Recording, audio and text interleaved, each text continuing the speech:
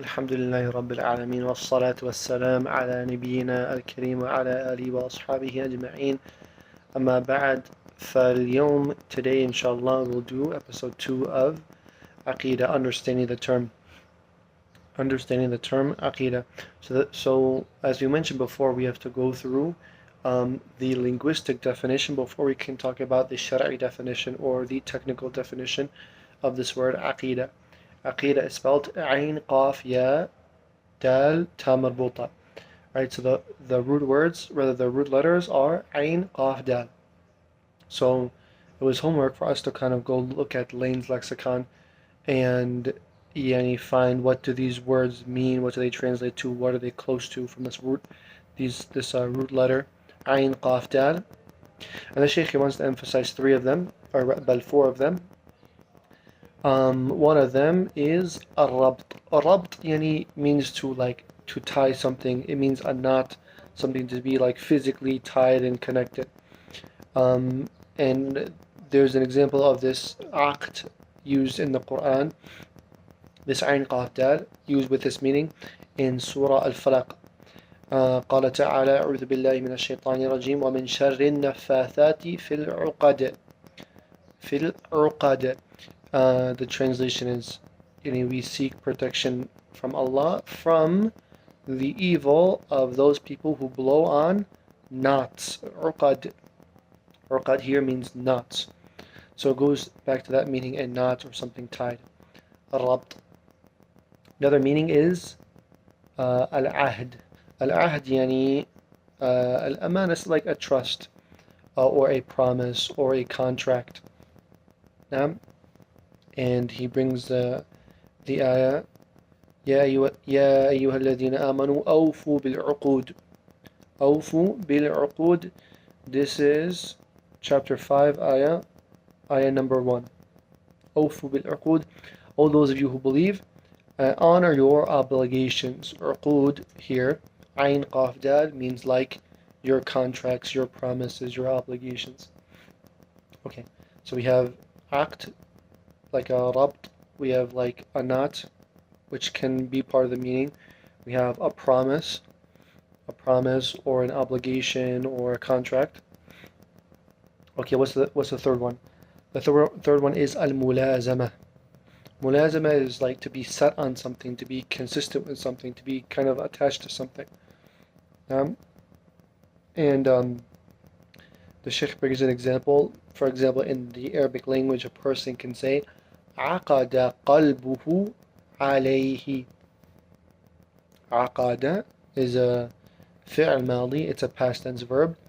قلبه, his heart, his qalb, عليه, upon it, meaning his heart has settled on it. عقد عليه, right, has become consistent upon it. More consistent upon it is not a good translation here. Something that you're stuck to and committed to.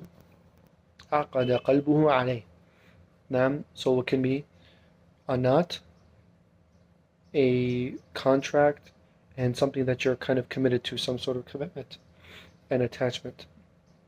Okay, the last meaning that the Sheikh brings that comes out under this root, these root letters Ain Qaf Dal, is a tawkid. A tawkid means just emphasis. And he brings the statement of Allah, لا يؤاخذكم الله باللغو في أيمانكم ولكن يؤاخذكم بما عقدتم الأيمان. Allah Ta'ala does not hold you to account for thoughtless oaths, rather than Allah Ta'ala holds you to account to deliberate oaths. So this, how it's translated here is بما عقدتم الأيمان. عقدتم, something that you were really sure of, you really emphasized. Those oaths which you really emphasized, not the things that you were kind of careless about. Allah Alam, this is what it seems, that this is how the Shaykh kind of translates it.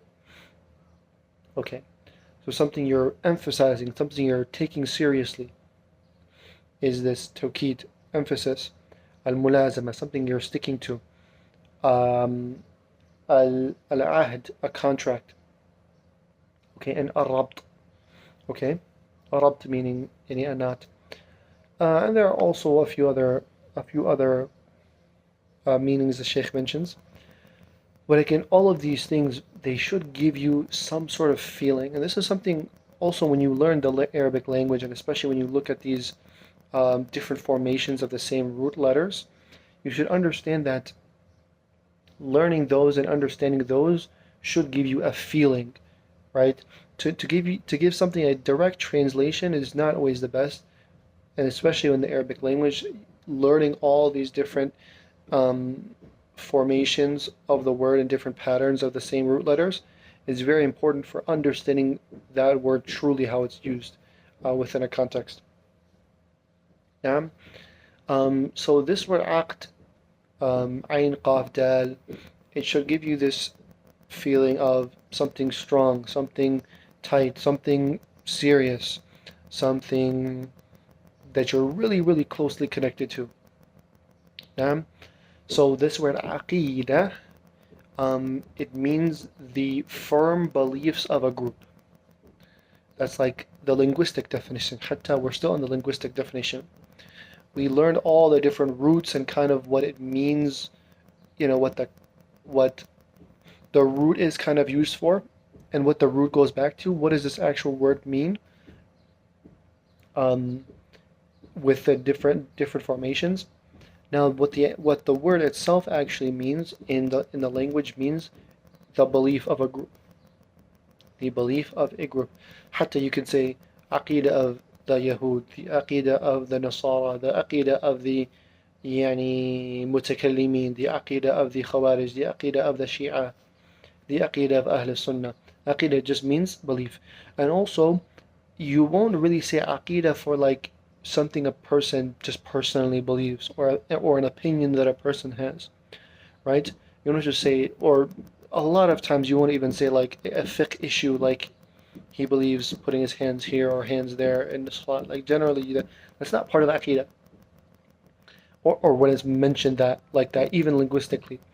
Aqeedah is something like a really, really important belief, like Allah, like morality, like right and wrong, like life, like all these sorts of things, religion, spirituality, these sorts of things, life, death.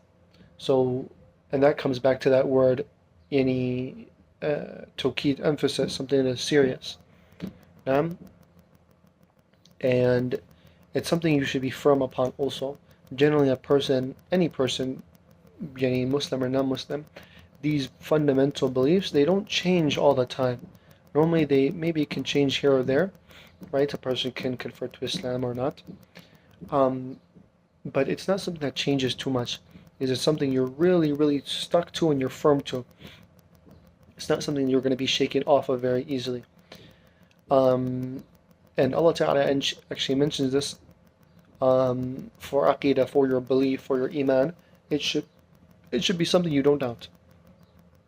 Allah Ta'ala says, إنما المؤمنون الذين آمنوا بالله ورسوله ثم لم يرتابوا.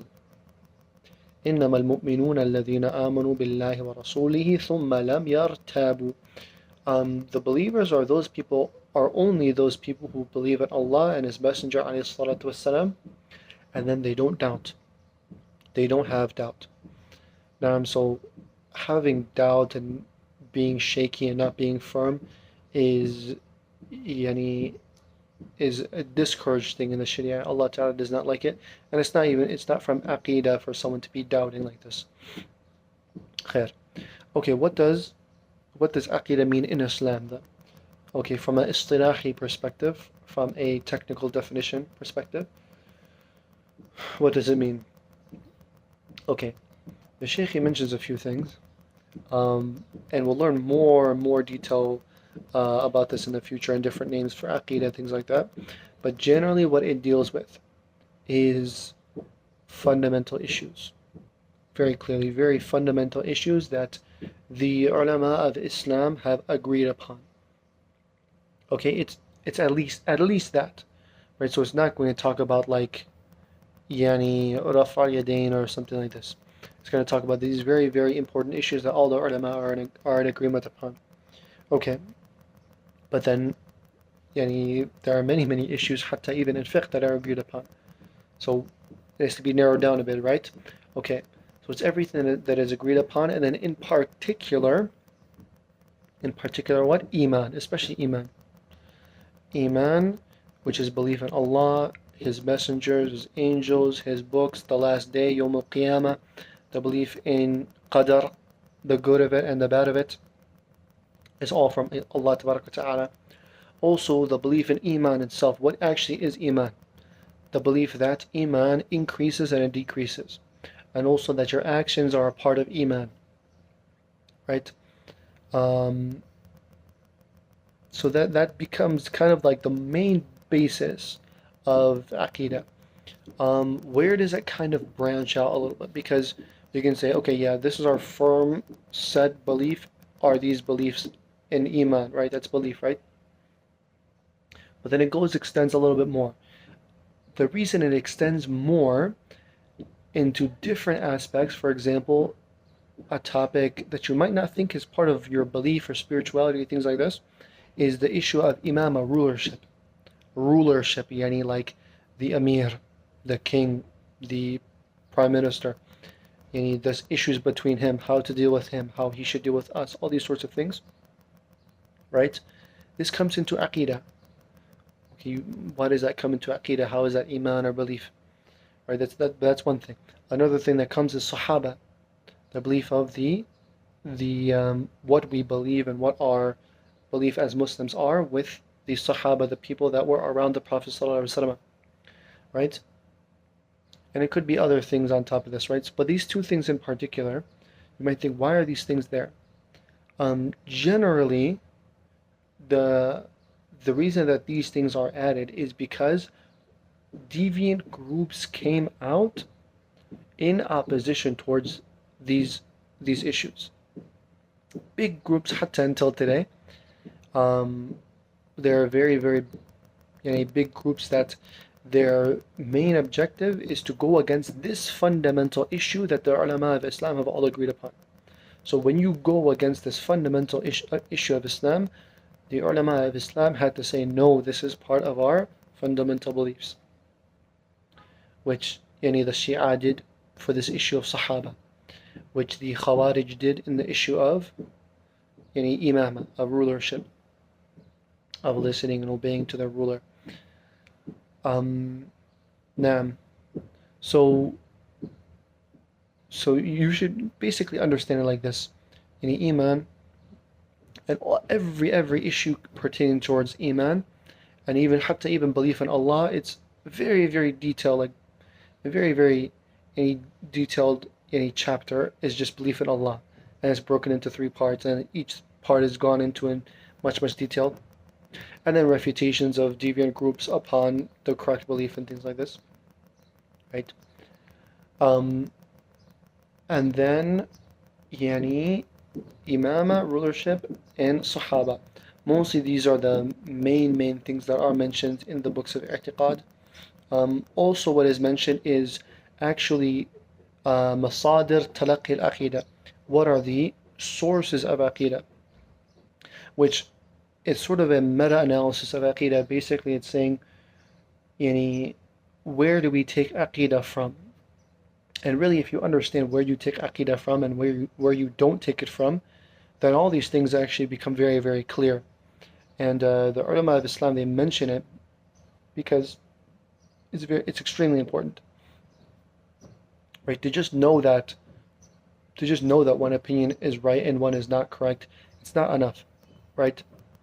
A person should understand really why is this issue happening. And really, most of these major innovations only occur due to a person taking their belief outside of the correct sources. They take it from their own intellect, or they take it from inspiration from some spirituality, or they take it from politics, or they take it from so on and so forth, instead of taking it from the Quran and the Sunnah, which is the correct masdar of aqeedah, the correct source for aqeedah.